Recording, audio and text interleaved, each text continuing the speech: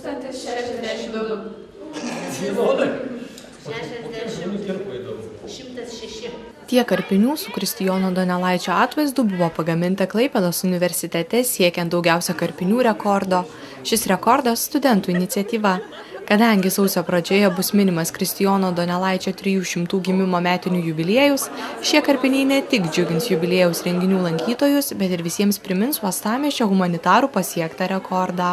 Ko reikia daryti kažką viešose erdvėse, kavinėse, kad būtų jauni žmonės, kurie nieko negirdė apie Donelaitį kasdien, o mes čia fakultete viską žinom.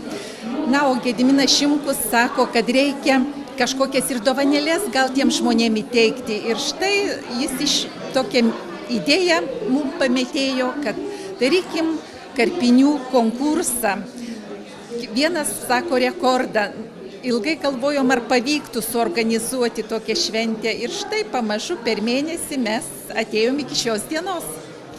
Tai būtų tokia mintis dėl rekordo siekimo, tai docento Gedimino Šimkaus, o visa katedra ir kultūros skyrius palaikė šitą mintį. Renginio metu vyko lietuvių filologijos ir režisūros 4 kurso studentų filmo premjera.